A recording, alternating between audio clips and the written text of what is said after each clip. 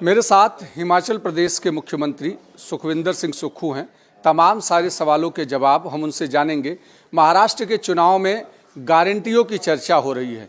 एक तरफ बीजेपी कह रही है कि जो गारंटी कांग्रेस ने दूसरे राज्यों में दी वो फेल हो गई और अब वो गारंटी राहुल गांधी की यहाँ नहीं चलेगी, जबकि बीजेपी की गारंटी महाराष्ट्र के लोगों को पसंद आएगी। इन सारी चीज़ों पर चर्चा करने के लिए हमारे साथ सुखविंदर सिंह सुक्खू हैं।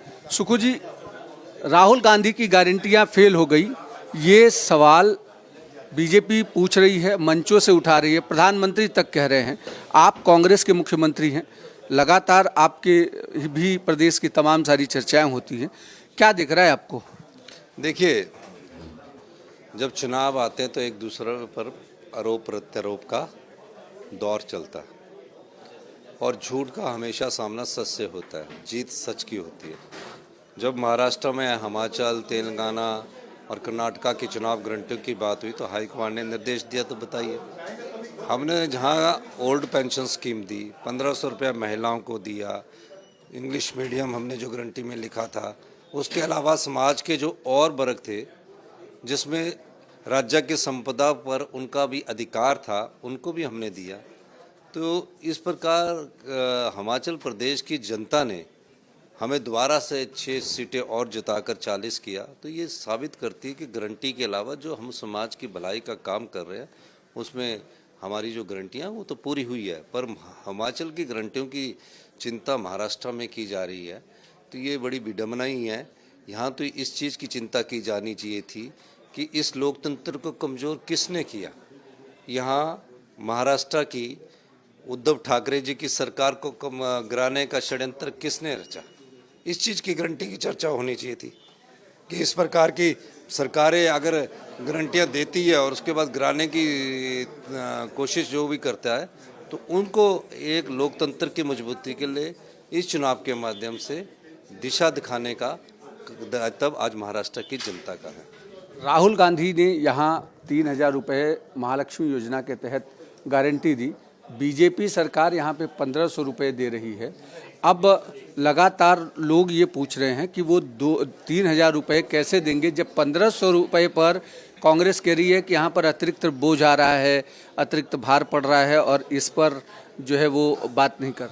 नहीं, रिसोर्स जनरेट करके आप दे सकते हैं, ऐसा नहीं है कि कोई भी चीज़ नहीं है। हम हिमाचल प्रदेश में तो 58 साल से ऊपर सबको 1500 किसी प्रदेश में नहीं होता है, और इसमें भी हम अगर हम करते हैं तो ये अपनी संपदा है।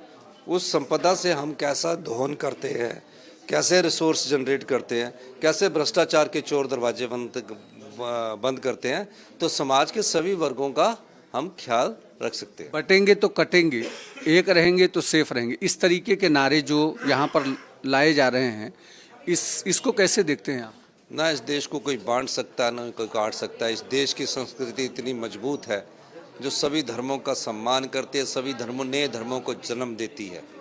तो ये कहना तो ये किसी कोई राजनीतिक पार्टी के हाथ में नहीं है, ये हमारी संस्कृति जो है उसके हाथ में है। हमारी संस्कृति ने इस देश को प्राचीन काल से मजबूत रखा है, एकजुटता में बांध के रखा है।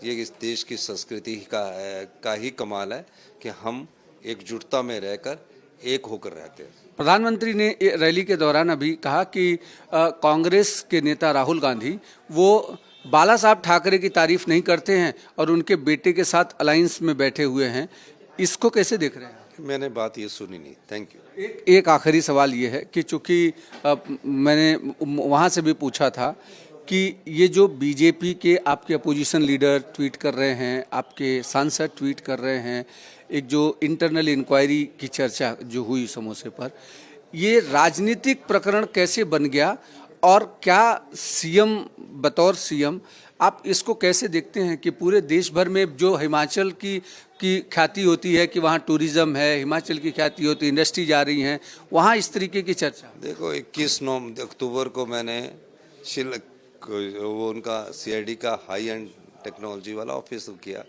उसके बाद कोई इंक्वायरी नहीं हुई। ऑफिसर्स की लड़ाई है, उस ऑफिसर्स की लड़ाई में जब कोई बड़ी राजनीतिक बात कर देता तो उस बात की चर्चा होती है। तो मेरा मानना है कि डीजीपी ने उसकी क्लैरिफिकेशन दे दी। बिल्कुल, जिस तरीके से यहाँ पर सुखविंदर सिंह सुक्खू कह रहे हैं कि तमाम सारे इशू जो हैं उस पर कांग्रेस अच्छे से दूसरे राज्यों में हल कर रही है और उन्हीं गारंटियों को लेकर के अब वो महाराष्ट्र में आई है। कैमरामैन घनश्याम के साथ अभिषेक पांडे, भारत एक्सप्रेस, मुंबई।